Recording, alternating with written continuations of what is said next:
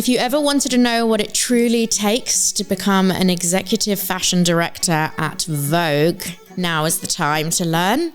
I have an extremely interesting guest today. She's now the co-founder of a lifestyle and fashion curation platform, and here she is going to share with us her tips and her advice of climbing to the top of the ladder and how you start from scratch and become a successful startup founder, especially within such an infamously difficult industry, which is the fashion industry.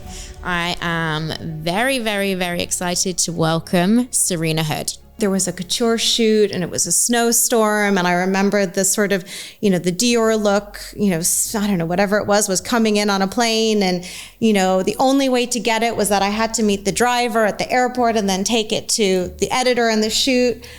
But you don't think twice about it. You just think, oh my God, I am so excited to be part of, whatever this gorgeous picture was going to be. And it was so dependent on you ensuring that it got there, and it got there, pristine in one piece. What is it like working with Anna Wintour? Listen, I was part of a big team. And, what I think was really eye-opening is how decisive I think she was. I mean, as I said, I was an assistant. There were quite a few editors in between my role and hers.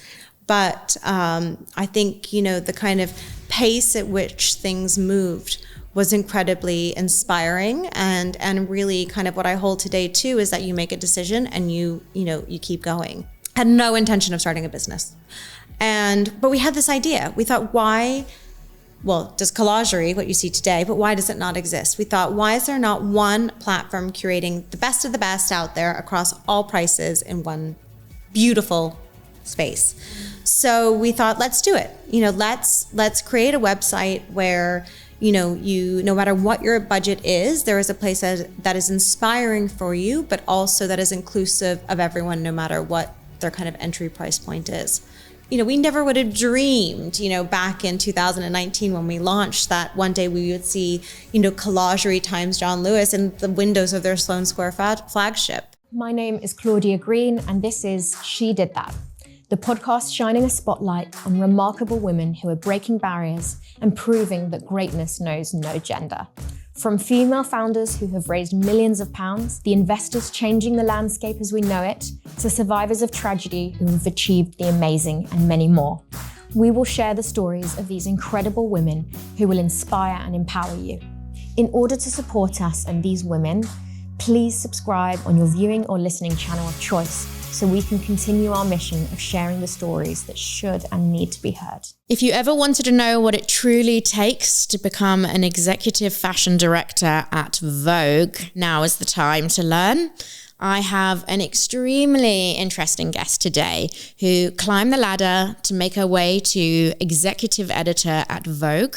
She's now the co-founder of a lifestyle and fashion curation platform, and here she is going to share with us her tips and her advice of climbing to the top of the ladder and how you start from scratch and become a successful startup founder, especially within such an infamously difficult industry, which is the fashion industry.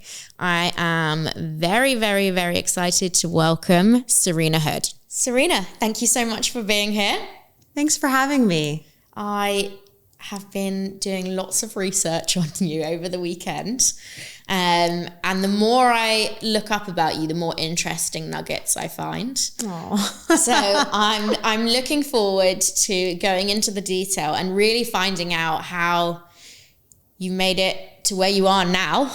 You've obviously navigated the corporate career ladder in a famously difficult industry. So I know a lot of viewers will be very interested to hear how you went about that.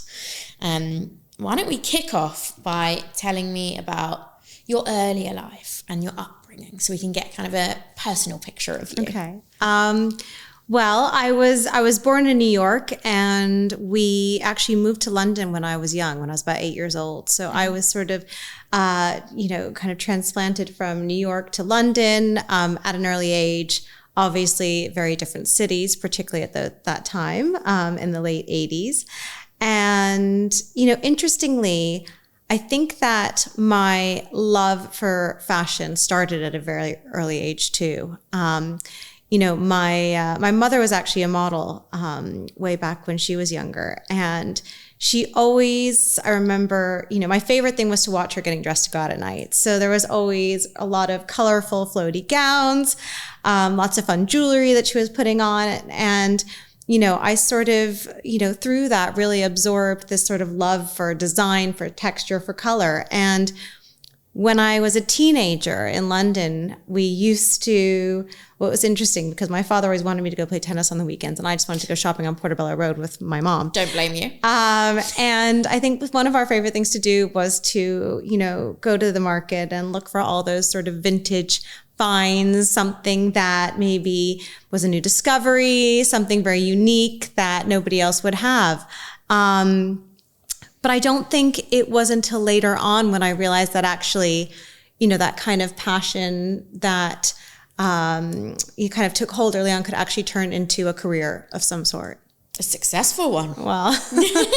So how did you enter into the world of fashion? Did you study fashion? No. So, I actually, so I went to school here in London until I was 18, but actually I had this real sort of appetite to go back to the US for college. And I went to Georgetown University in Washington, D.C. Again, I think at that point, it did not even occur to me that I could actually study fashion in any way, shape, or form. So I went and sort of did a Bachelor of Arts. I actually ended up majoring in history of art and sociology. But alongside that, which, I always sort of laugh about, is that I actually had my first startup at Georgetown. I, would be in my dorm room, and I started as sort of a very small niche line of embroidered knickers. Wow. And so, that was kind of, I guess, the first time I thought, okay, I'm going to sort of become a little bit of an entrepreneur. I would take them down to M Street, which was kind of the local high street in Georgetown, and sell them in a few shops. And we made it. We made it to 3 boutiques. But anyway, that it wasn't hugely scalable because it was just me in my dorm room sort of decorating these. But anyway, yes, that was my first kind of stab at starting my own business. Annual turnover? Oh gosh. I have absolutely no idea. I don't even remember. I think I was just so thrilled that 3 of these boutiques took a few pairs. So that was the beginning. And then, once I graduated from Georgetown, I went straight to New York City and just started knocking on people's doors. I mean, at that point, there wasn't really no LinkedIn or Instagram or any way to sort of directly connect. So I remember calling sort of HR departments. And anyway, my first internship in the fashion industry was actually in the accessories cupboard at Elle Magazine in New York. And that was during my junior summer of college at Georgetown. That sounds like a dream. It was. I think, it was my first kind of foray into the world of publishing. And, I just loved it. I mean, it was really eye-opening. And anyway, that was a kind of springboard, to, I guess, what kind of the future would hold once I graduated. Yeah. I mean, it is known as one of the most difficult industries to really get your foot in. And even when you do get your foot in, how do you make it from intern to employee? So what was your first paid? Yeah, I mean, I think, what's interesting? I think I never, and actually this started from an early age, I've never put off or think about something as difficult. I think that I'm a strong believer in following what you're passionate about. And I remember graduating, it was 2005, and a lot of my contemporaries were going off to work either in kind of the growing tech world, so at Google or at Facebook, or they were going to Wall Street and working for some of the big banks. And I just sort of knew that path wasn't necessarily for me. So interestingly, at that point, one of my favorite designers, and still who I admire immensely, is Marc Jacobs. And I managed to get myself an internship in the merchandising department of Marc Jacobs. I had no idea what merchandising was. I thought it was a foot in the door. And I remember my father always telling me, once you get the opportunity, go for it. Make yourself indispensable. And actually, I think I did that. I ticked that box. And I remember when I told them that I had actually been offered a full-time job elsewhere. This was after about 2 months of interning over a summer. They actually offered me a full-time position as a merchandising assistant when I actually understood what merchandising was. Savvy. Wait, so you told them you had another job offer, but you didn't? I managed to get another job offer. I did, actually, at a brand that wasn't quite as exciting as Marc Jacobs. But what was really enlightening about going and doing that internship at Marc Jacobs is that I learned about, how design works with merchandising, how they work with sales. Then there's PR and, marketing. And it was a real sort of eye-opener to me as to how a brand operates and works. And it's something that obviously, I never learned at school or during my time at Georgetown. So it was sort of also a glimpse into the commercial side of the fashion world. And that I found really exciting. Yeah, I bet. So how long did you stay at Marc Jacobs for? I was there for 2 years. Wow. And I remember I worked in merchandising there. It was with a fabulous team. I learned all about how, merchandising plays in, works closely with production, works closely with design. But interestingly, after 2 years, I really felt this kind of desire to be able to work across a lot of different brands. And a friend of mine was at American Vogue at the time and told me about a fashion assistant role that had come up there. And so I applied for that role. I thought it's a chance to get back into publishing, maybe be more on the forefront of the industry. And anyway, that's when I first landed my my job at American Vogue in New York. Oh my God. Okay, you were at American Vogue. How tough was it? Is it Devil Wears Prada like? Is that realistic? I never saw it as tough. I saw it as a huge privilege to have been able to have that job there. And I have to say, I don't think I took it for granted for a moment. And I would say that same sort of ethos of make yourself indispensable, I really applied to my job there. I thought I'm going to go and make the most of every single opportunity there is. I remember I was always sort of first to be there, last to leave. And it was amazing. I mean, it really was amazing. I look at it very much as sort of a graduate degree in the world of fashion because you are exposed to so much. I think I tried to absorb all I could from those around me. And I feel so lucky too that I made a lot of friends there who are still some of my closest friends today. So I interned at Condé Nast. Did you? In the UK? In the UK. The one in Hanover Square. Of course. I went there a few years later, but yes. Oh, it was brutal. It was, so my job was to take the breakfast orders. Okay. So I'd go around to each person and say, what do you want? And they'd say, okay, I'm gonna have a latte and a soda bread. And obviously I went and got all their coffees, spilt most of them on my way back. So I wasn't popular, put it that way. So I was like really doing like the grunt work.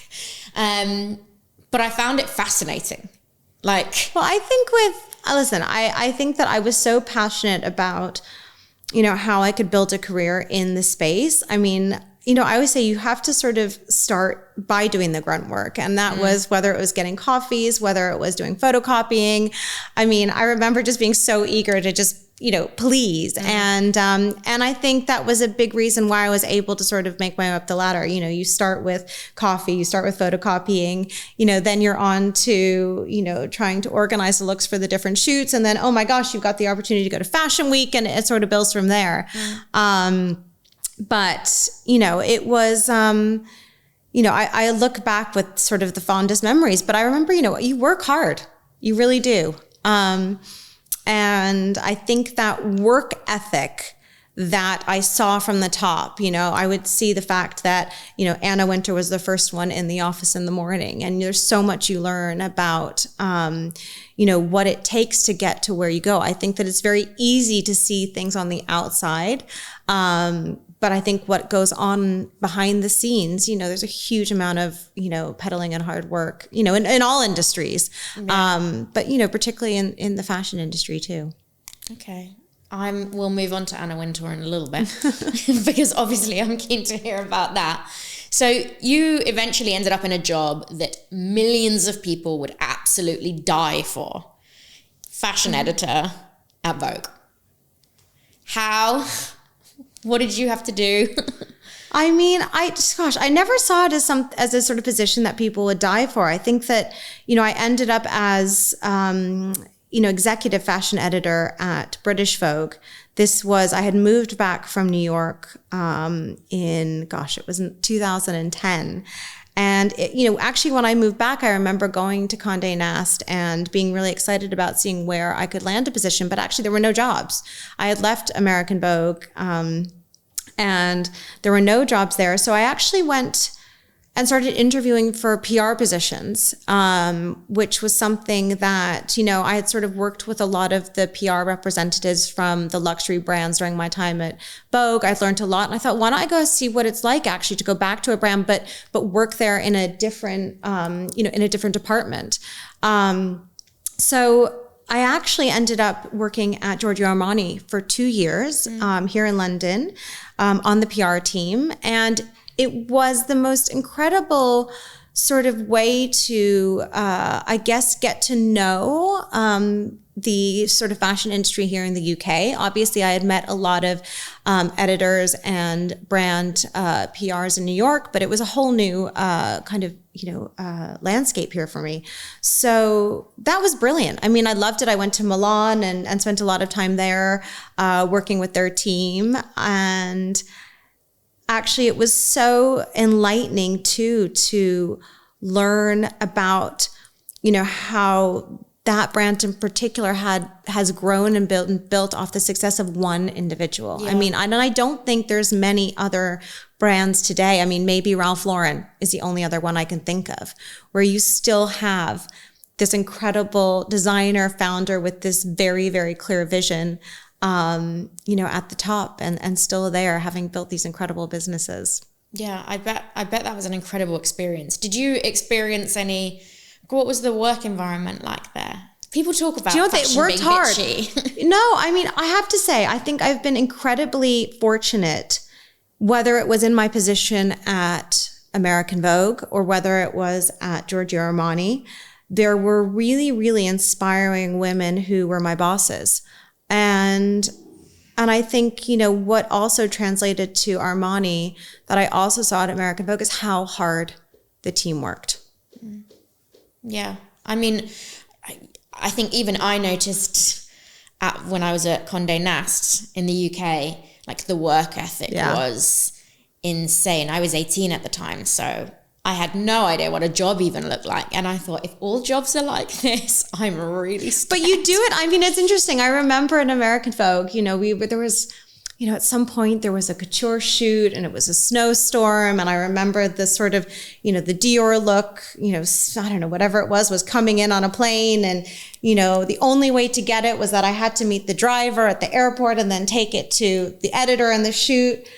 But you don't think twice about it. You just think, oh my God, I am so excited to be part of, whatever this gorgeous picture was going to be. And it was so dependent on you ensuring that it got there, and it got there, pristine in one piece. So, maybe I was very subconscious about the fact that I knew I was very lucky to have that job. And as a result, I never ever took it for granted. Yeah. I don't think I'd take it for granted if I had those jobs either. But no, it is sounding pretty Devil Wears Prada at the moment, having to run to an airport in a snowstorm and get a dress. I like it though. I thrive in chaos too. So you worked at Armani for a couple of years. Vogue. Tell me how you got back into Vogue. So how did I get back into Vogue? I got back. So, you know, after Armani, again, I think I told you about the fact that I got to know a lot of the industry, and I got to know a few editors who were at British Vogue, and the current executive fashion editor who was there had said to me, you know, I'm leaving, I'm moving, and I think you could be brilliant at applying for it. And so I did. And I mean, I think I gave it everything. I gave it my best shot. And I remember meeting with Alexandra Schulman, who was editor in chief at the time. And, you know, I really admired her and worked, you know, really well with her during my time there. So again, I think I was very fortunate that I got my foot in the door, I got an interview, and I was given the chance to show them what I could do. And what does, for people that don't fully understand what a fashion editor does for a magazine, what was your role? So my role, interestingly, so I was executive fashion editor, and I was the sort of intermediary between the sort of editorial department and the advertising department. I worked very closely with the fashion team themselves. So, you know, our fashion director, Lucinda Chambers, who is now my co-founder at Collagerie. There were a few fashion editors or contributing fashion editors who worked and would help produce the shoots.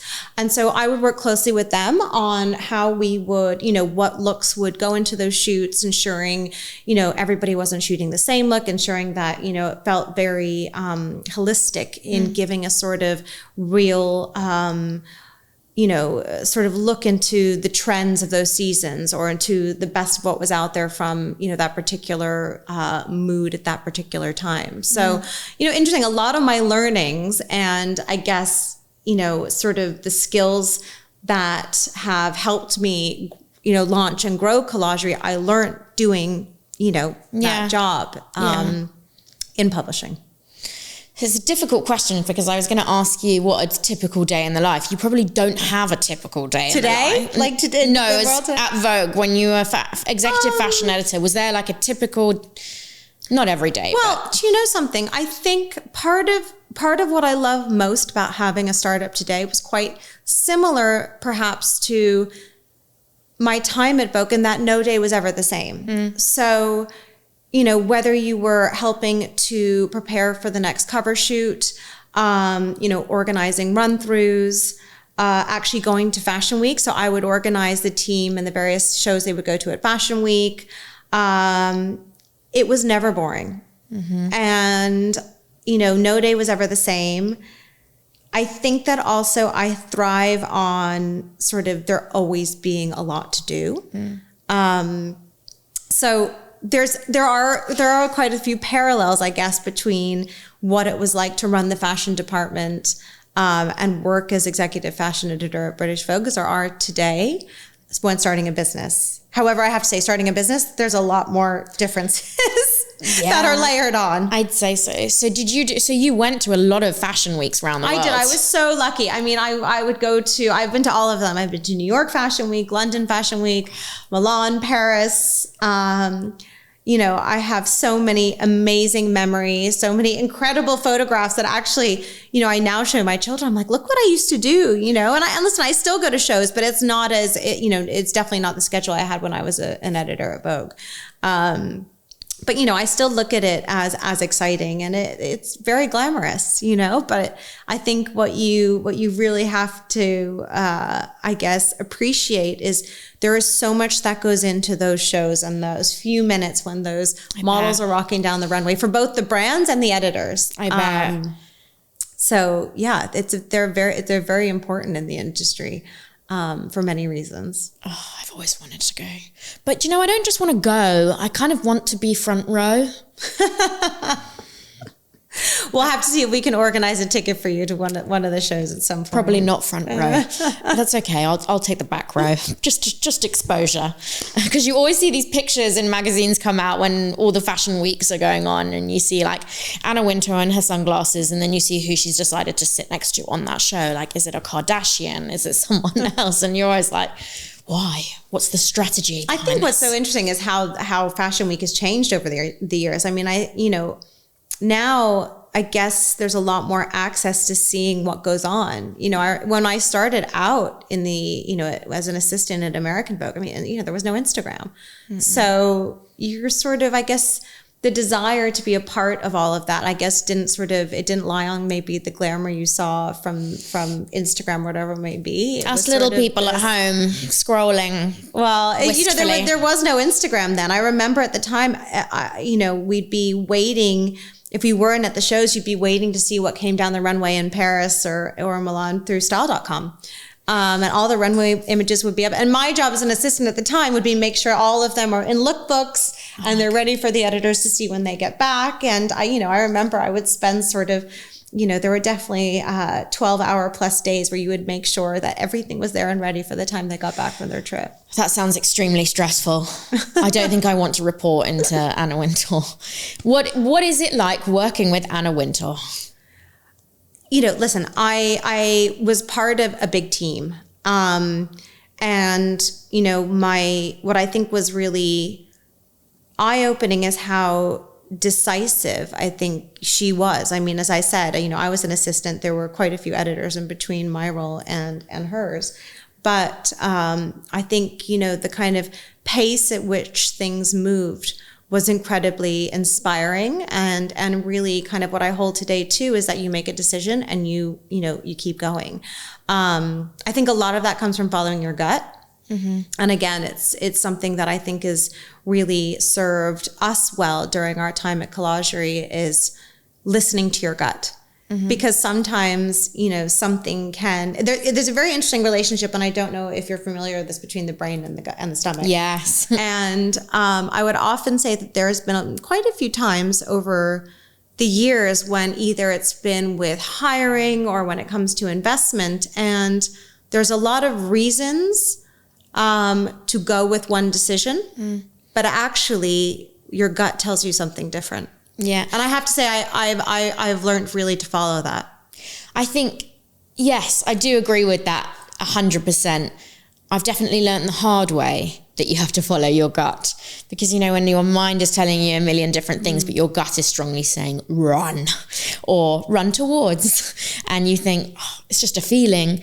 But I definitely think, through my experience over the years, actually your gut tends to be right. And I think following that will serve you well. I think too that as you get older, you're more confident to follow your instinct. Yes. Than maybe you were in your 20s. Yeah. I think I'm very lucky in a sense that I didn't start, a business in my 20s when I left college. I thought, right, I want to go get experience in the real world, in bigger companies. And so I think the timing for when I did start a company coincided perhaps with when I felt more confident to listen to my gut. Which brings me to my next question is, are there any key attributes that you feel you have that have helped you succeed thus far? But let's say up until Vogue, because they're different attributes to start up. I think that I always had this desire to start a business, number one.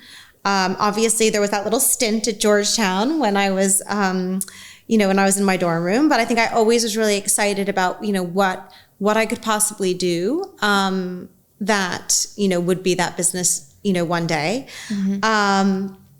I'd like to say too, I think that it's one of the big differences between those who thrive in a startup and maybe those who like a more corporate job. I enjoy when days are different. I enjoy when there are lots of different plates that you're juggling. Mm. And I find it exciting not to know what the next day is going to bring. So I think that I'm maybe not suited, and I actually know this, I would not be suited to a 9-to-5 job doing the same thing every day. No. That's not where my sort of happy place would be. I think that I love solving problems. Someone said to me once, never take no for an answer. Someone actually told me today, when you hear a no, you're closer to a yes. And I think, I really thrive off of that. I really love finding solutions. And so there's a lot of that kind of excitement I bring to the table, I guess, when we are solving problems at Collagerie. I don't necessarily see problems as problems. I just see them as, there is different there are different paths to, you know, that milestone or getting a partnership over the line. I think where I've been really lucky is that having a co-founder by my side has really been incredible. I mean, I don't think I would have been able to start a business without her by my side. And I think she'd probably say vice versa too. So having somebody else has definitely given me more confidence in, you know, whatever that problem solving might be. Yeah, it's definitely lonely starting a new business. Absolutely. Yeah. Listen, it can be lonely even when you are two of you together. And I can't imagine how lonely it must feel when you're doing it on your own. Yeah, it's tough. I think working for Vogue, was that really not a corporate environment? I know it's a global brand, but it didn't feel I don't corporate. know what to compare it to. I mean, I've never worked in a sort of financial institution or a, you know, so for me, how I see it is that it was a, you know, it was a proper business, right? Yeah. It's a large global business that employs hundreds, if not thousands of people all over the world. And so I guess I never saw it as corporate. I guess I always saw it as, you know, somewhere that is really a leader in what they do. And I think that's what I found really exciting, is I was able to learn from the best of the best in the industry. Yeah, for sure. And I hope that everything I've learned there, I've been able to take as much as I can that I've absorbed and apply it to my own business now.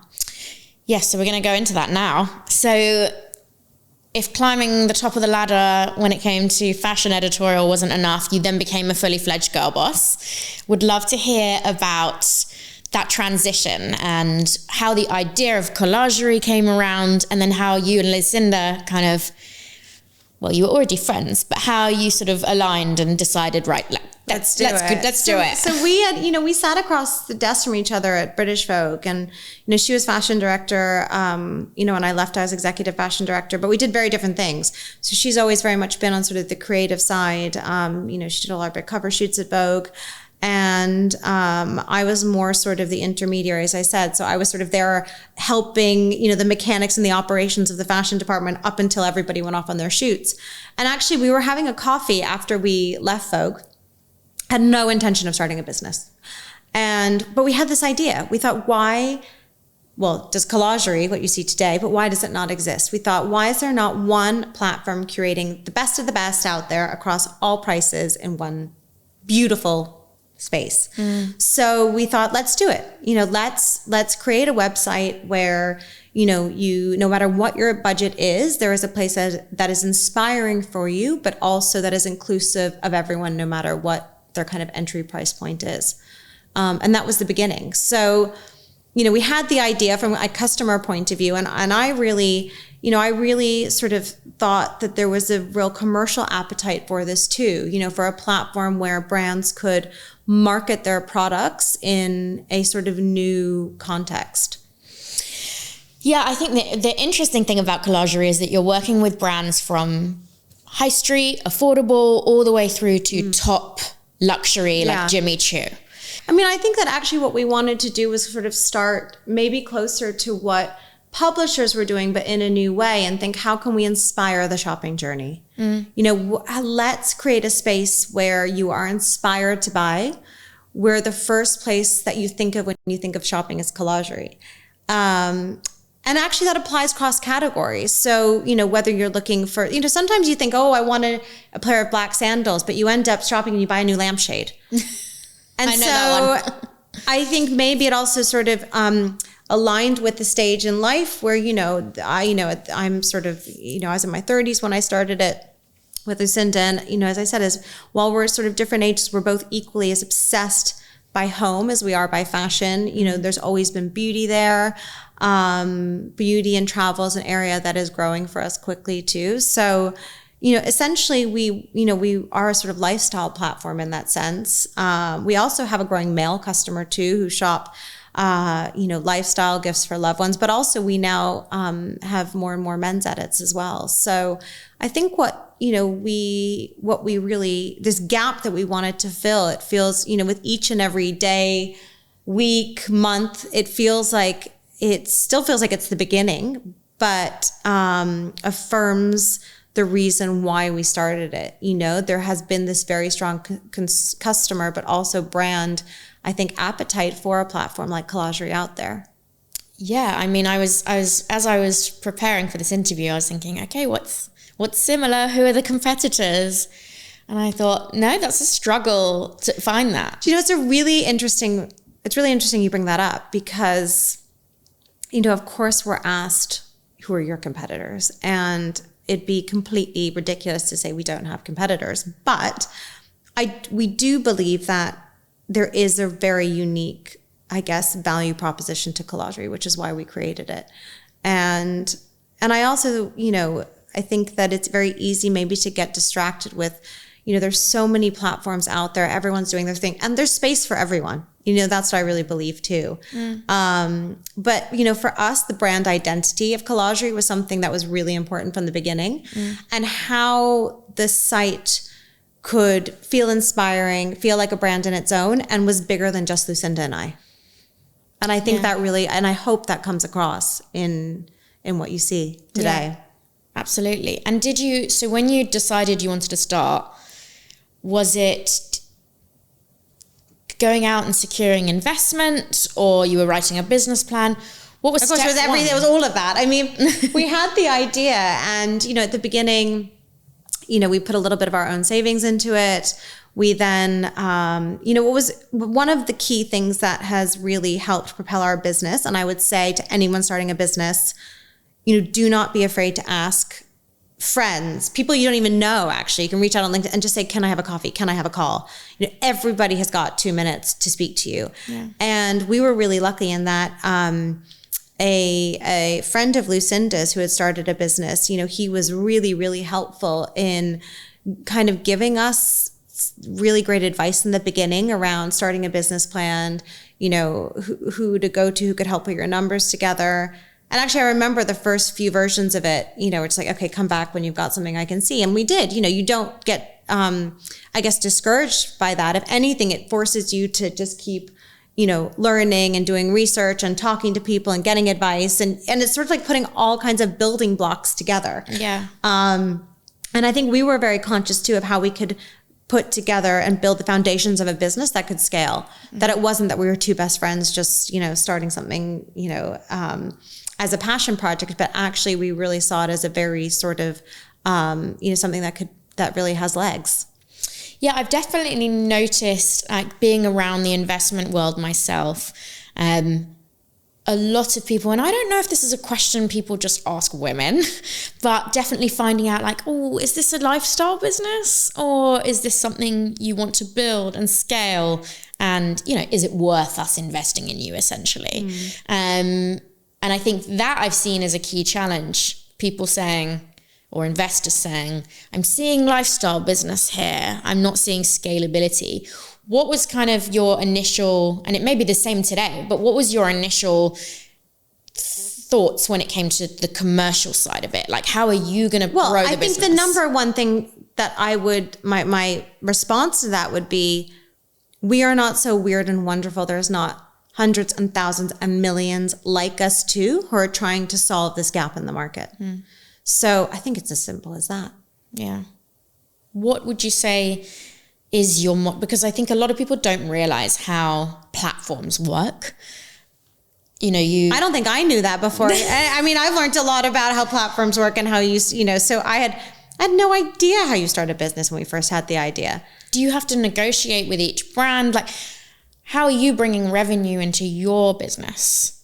So we have, you know, our model is, you know, it's pretty equally split between, you know, we have a B2C side of the business, we have a B2B side of the business. I think what we found exciting is how we could create ways where no matter what kind of brand you are, so whether you're small and discovery, whether you're a big established retailer, we have a model and way that you can work with us. Because ultimately, you know, the number one goal of Collagerie is to curate the best of what we see out there. That includes, you know, new brands that, you know, we might want to introduce to our audience that they will never have heard of, or, you know, looking at the big retailers and actually doing the hard work for our community, thinking of us as a shortcut to style. You know, we will go out there and pick the best as what we see from like this your collection. personal fashion stylist. And we want to share it with you. Yeah. So, you know, coming at it first from what was missing and the gap we wanted to fill in the consumer space, we then very much thought about, okay, how can the commercial side of it reflect that? And so that's how we built our kind of, revenue structure. And did you have to fundraise at all, or could you? We have fundraised. We did. We have fundraised. That's a learning curve in itself too. I mean, I had never raised investment before. And again, asking advice, never being afraid to ask for introductions or connections. I think starting a business today, listen, there's a lot of pros. There's also cons, but there's pros in a sense that, you know, anybody is really a sort of, LinkedIn request away. Yeah. So, you know, I have been very, I guess, proactive about how, you know, I can try and find new investors in this space by just kind of connecting to them and reaching out. And, you know, I think, listen, but it is a crowded space, right? I think there is a lot out there across all industries today. But I think being really true to why you are starting something, the gap you're wanting to fill, and also knowing you can't be all things to all people is something that I think is really important to remember on your journey, because you're going to get a lot of comments, a lot of feedback, and definitely take it on board. There's brilliant advice that you'll get, but you'll also have a lot of, you know, potential investors or those you meet with telling you what they think you should do. And again, I think that's where gut plays a really big part. Yeah. How do you not, if you've got an investor who presumably has invested in lots of different types of businesses, but specifically maybe within the e-commerce space, and they're saying, you know what, I think you should actually do it this way. How do you cut? I think you've got to respect you've got to respect what their point of view is. But ultimately, if they don't believe in what you're building, they're not the right investor for you. No, absolutely. And I think that you comes walk away with from it. experience. And we have, you know, we've definitely have done that. So I think you can't be scared to walk away, and you can't be scared that the chance or the opportunity might not come again. Yeah, absolutely. You seem so self-assured and confident. No, but do you think that, you know, you seem like you really stick to your guns, and you may not have always had that skill? I don't think so. I think, listen, you definitely, you know, I think with age and experience comes confidence, 100%. And I think, you know, I'd say one of the biggest challenges too, and again, I think this is where having a co-founder has been amazing, is, you know, putting the right team in place, because the team's everything. Yeah. You know, we couldn't have done this, just the two of us. So it's as much about, you know, the learnings, the work ethic, you know, the foundations, the investment, but it's the team. I mean, that's really what kind of makes or breaks it. So that plays a big part too. And how has your journey been in terms of, I mean, have you had any really tough days or moments or situations where you think, I don't know if I can do this? No. I mean, listen, absolutely. I'd say probably you have more of those at the beginning when you're less confident. But what you have to remember is that you go to bed and you wake up the next morning, it's a new day, and you just put the next foot in front of the other. I mean, I think that's what they said in Frozen, right? I mean, I literally, there's actually, I've got 2 young kids, and actually sometimes I'll be listening out to these shows. I'm like, wow, they've got some really good advice in these movies. But actually, you know, I think if you, and Lucinda always says this, if we had thought and knew at the beginning what it would take, and actually I'm sure other founders would say this, no one would start a business. Yeah, absolutely. I thought you were going to say that. But you don't really, that shouldn't hold you back. I mean, I think if anything, what propels you is you're like, oh my gosh, I've got to fill this gap. Because I don't know any other way of starting a business. I think there are other people out there who just, you know, they're entrepreneurs in a sense. They want to start a business and then something falls into place. If anything, it was the opposite. I knew I liked the idea of starting a business, but actually what propelled us to do this was just what we believed to be a really good idea. Yeah. And that's what I speak to so many entrepreneurs, not just female, but entrepreneurs. And I think the key thing that I hear from them is, always want to start a business, or maybe they did, but that's not what I led with. Yeah. It was an idea I felt passionate about, that I really, really, really believed in. And then things like success, and whether that's comes in the form of money or reputation, those come naturally when you work hard enough and you execute based on the fact that you really believe in what you're working on, versus I want to be known as an entrepreneur, I want to be a boss. I mean, I think that if that's the reason for doing it, it's probably the wrong reason. Yeah. I think one of the things too is that being really open to how you can be nimble and how things can change and pivot along the way. So probably, not being too, I guess, caught up in, okay, this one thing has got to work, because actually you've got to go with the tide. I think COVID's been a really interesting example of that, in that, life and the sort of commercial space and the consumer space. I mean, our lives can change overnight, and you can either, I think most people learned how to work around that and pivot, whatever they were doing to be able to, work with the environment and the atmosphere at the time. But I would say that that's something that you've just got to be open to. I think if you're someone who's like, right, this is going to work at all costs, then, again, it might not be the right comfort zone for you. I think comfort zone is a really important factor when it comes to starting a business, and that if your comfort zone, again, is, very straight up 9 to 5, what any day is going to throw at you, you should work for a bigger company.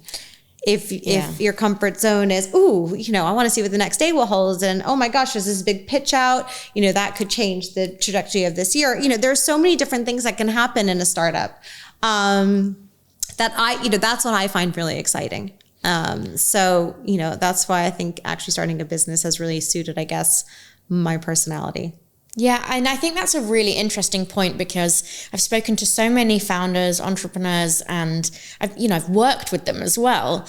And I've seen a lot that come from very corporate environments, and they're trying to replicate that level of structure and reporting within a small organization, and people are like, I'm out. I came here for the chaos, the kicks, the growth, and they find it very difficult to switch off their corporate side and move into a space in which you have no idea what tomorrow brings. You will have to battle things that you absolutely can't prepare for at all. I think it's like, listen, I think it's taking the temperature of the room, number one. I think knowing and understanding where resources most effectively spent, whether that's time, investment, roadmaps. I mean, it's all very well having a 50-page roadmap, but if that's going to take all your time up and you don't have the team to execute it, then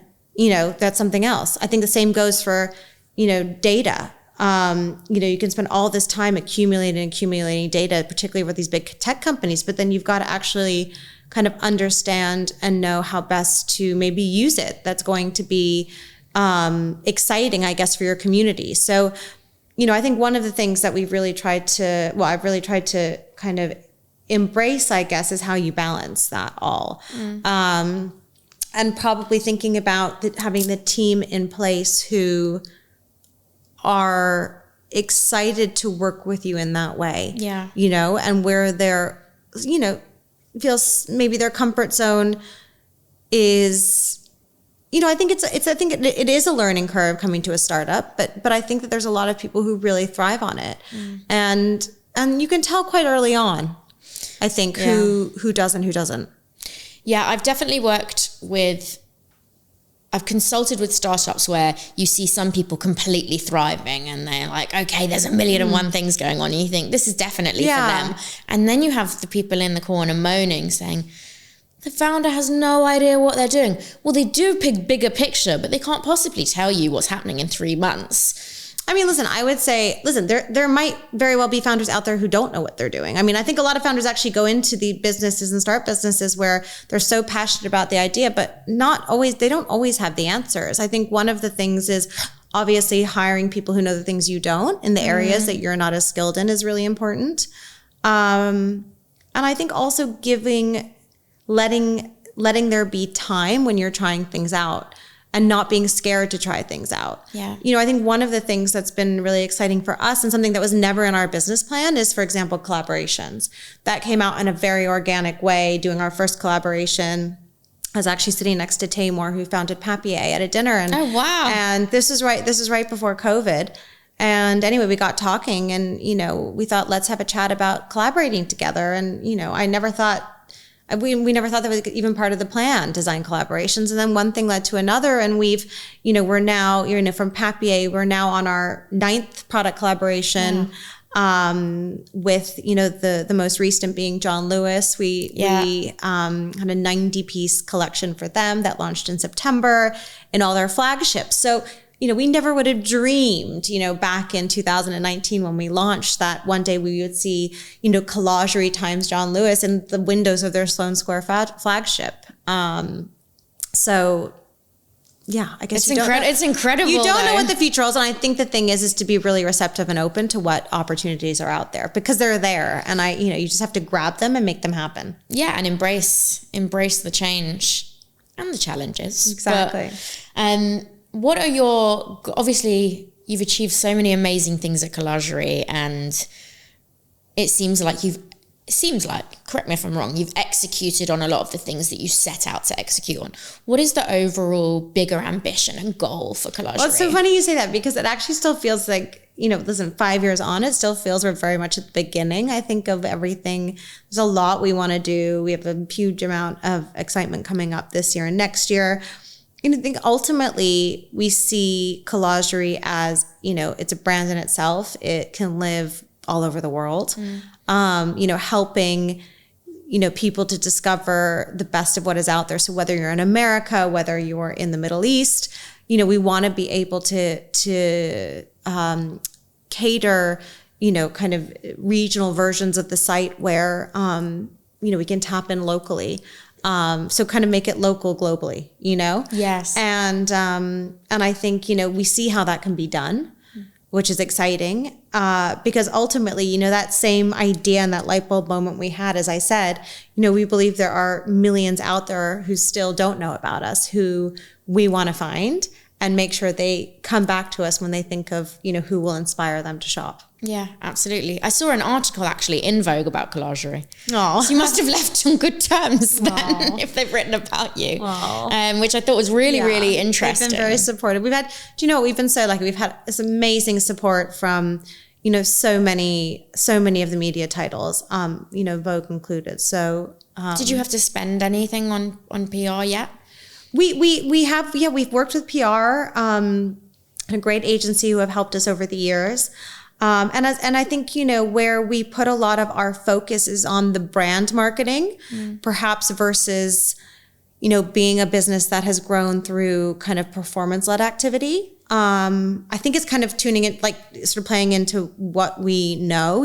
Brand building is kind of so integral to both of our DNAs. I think particularly Lucinda's, and her background. So it's, we really have, I think, built it through, kind of this organic means, where hopefully that has instilled, a lot of kind of loyalty and retention in those who visit us. Yeah. So I hope once you find Collagerie, you come back and continue to kind of be a part of our journey ahead. Are there any dream collabs that you have that haven't happened yet, but you're manifesting? Do you know something? I mean, I have to say, one of our, we also, we launched a collaboration last year with Zara Home, which was such an exciting moment for us too. And again, when we look back at the beginning and think, goodness, we couldn't imagine that, kind of 5 years later, we've had the opportunity to do this. But, of course, I think there's so many interesting brands out there. We don't know what the future holds. I think I'd be particularly excited to see kind of what Collagerie, what we could do with maybe sort of a non-endemic brand. So someone who's maybe in the tech space or something that feels very sort of offbeat. That's interesting. I don't know, I sort of just came to me now when, you were talking about it, but maybe something sort of, I don't know, we'll see. Okay, we're thinking about something else. Thinking more off-piste You never know. That's interesting. I was actually so funny. I was walking down the road today and I saw there was a great little car that had a sort of, a wine brand on the side. I said, oh, I'd love a little Fiat 500 with Collagerie on it just to drive around. That would be some great marketing. So who knows? We'll see. Have you done the black cab marketing yet? We haven't. No. So that's a big step. Yeah. So maybe there is a automobile or a, tech collab out there somewhere. We'll see. Do you know what I read? Apple would be a pinup. Oh, yeah. Did I read it? No, I think I saw an interview with the founder of Misguided. Okay, they're not done so well now, but they were very successful, multi-million-pound empire for many years. And what I found really funny was that he said he used to go into every Apple store, go on every demo computer and just put misguided.co.uk in there. Funny. So then when people came in, they would see it. That was the website that was on there. And he was like, I didn't take up too much time, but if I happen to be in an Apple store, I'd just go around and put it on every computer. And then, who knows, just spreading the word around there. Listen, I mean, someone was telling me today about one of the means they used when it came to launching a new brand was going and buying, customers coffee every day. And actually we have some little Collagerie kind of, cards that I actually, I give to my husband or to my mom. And I say, if you see someone, on the tube or outside, who look like they might enjoy, go give it to them. So, yeah. I mean, you send your kids on play dates, like give it to the mum or the dad. Not yet, but that's a good idea. I think you should, So outside the school gates. Not quite yet, but you never know. And how do you, because something I forgot to touch upon completely is how do you juggle motherhood and entrepreneurship? I mean, I haven't known anything else, to be honest. I mean, when we started Collagerie, I was having my second child at the time. And as I said, that kind of passion that I think propels you just to kind of start the business, whether you're, having a child or not, it doesn't really come into of course, starting a business is challenging. And I think, I think juggling motherhood anyway, whether you're starting a business or just working full time, is sort of an art in itself. It's brutal. Well, I don't know from experience, but I think that there's a lot of work to be done in this country in particular, compared to maybe the rest of Europe, with helping support women in their careers during, the years when they're having children. I think that, that's maybe a totally separate podcast, but, I think that it can be difficult, particularly with, the whole kind of structure and setup of it. And, I've seen friends, I've seen, team members who, have children and, it is a struggle, but I think, I think we are resilient. Humans are resilient. And I think that when you have a desire to, continue in your career, to grow that career, hopefully, what we can do actually as employers is try and help support that. So, I'm a big believer in how women can stay working once they have children. And, I do think that if women want to work, there should be the means for them to do so. Yeah, it's definitely a work in progress. I'd like to hope it's a work in progress. I can't say, doesn't seem like anywhere is the perfect answer. But anyway, no. I think that, there's a lot of different ways and structures in place that, you can make it happen. I think, I'm lucky I've got family around 2 who are, in the same city. So that can help. But, definitely. No, I think it's also amazing how much you can get done, in the evenings too. That's true. There's sort of that time. But you must be so tired. Well, I don't know. You have this time, and once your kids are in bed, there's sort of these, at least an hour when you can kind of, catch up or do. That's actually a lot of the time when I do research. So I try not to sort of be, kind of bombarding any team members with emails at that time. But, it's kind of a time where I take a step back and maybe sort of look at, what's going on in the industry, or I catch up on some business and fashion articles. So that's kind of my downtime in a way. But if I'm not sort of, at a dinner or at a work event, I'll try and use that time to sort of just, get a little bit of inspiration. And you've worked in a very a fairly female-dominated industry, would you say? What was kind of the general split? I think naturally the publishing world is very kind of female heavy. And fashion. Yeah, I mean, it just sort of naturally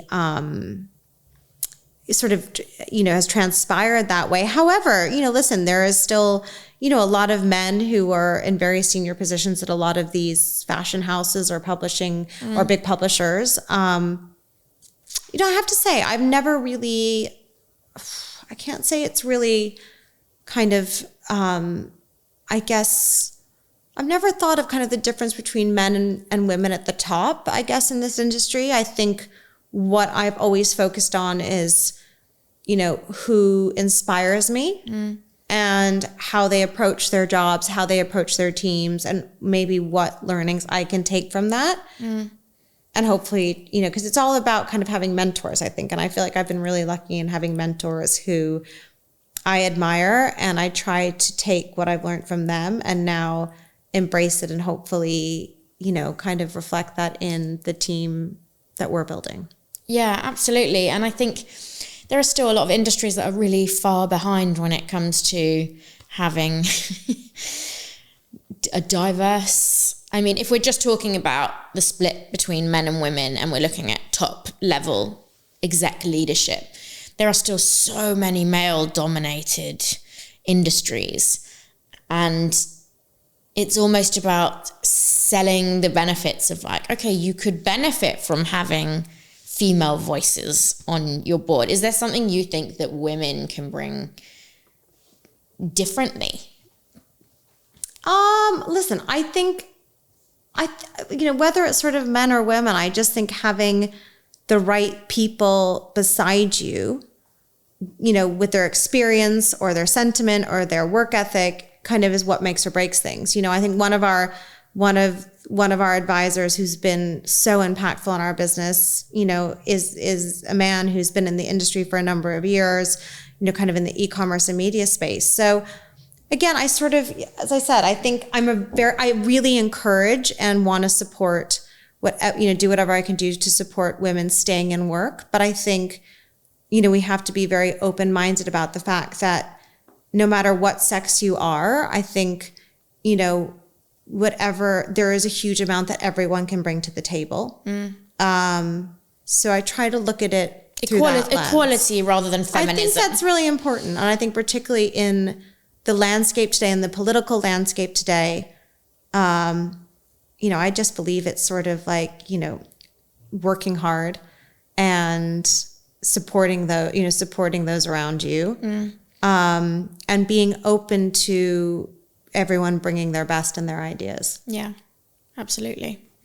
And advice you would give to your 21-year-old self? So go back in time.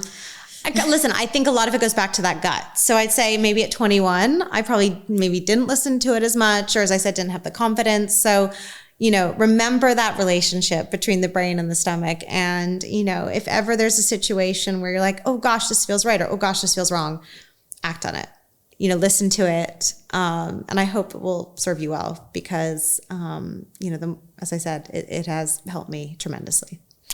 Yeah, I think there's definitely moments in everybody's lives where they think, I had a niggle in my gut that told me I shouldn't, but I sort of did my best to bat it away, and then it ended up with disastrous consequences. So I do. But that's part of life. I mean, I think need those. You can't, I don't think there's anyone who could say I haven't, failed or done something wrong or made the wrong decision.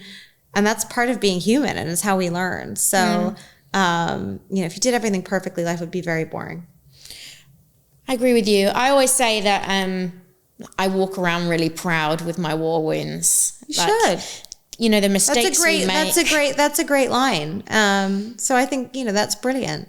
I think at the time, obviously, they are painful and devastating and sometimes detrimental to your mental health, or you might question how capable you are as an individual. But when you come out the other side and you learn from it, you look back and you think, do you know what? I'm proud that I went through this difficult time and that I got back on the horse, found my way, found the light at the end of the tunnel, and I persevered and I continued fighting for what I wanted to achieve. And I think that's the thing with success. So much of it is being resilient and having the ability to get back up. Yeah, but I also think, remember, we're all human. Yeah. Like we all have, we're all capable. We can all set our mind to, kind of what we want to do. And I would say that, as I said, we're all, we're sort of, I guess, I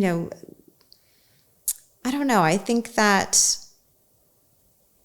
no one has superpowers.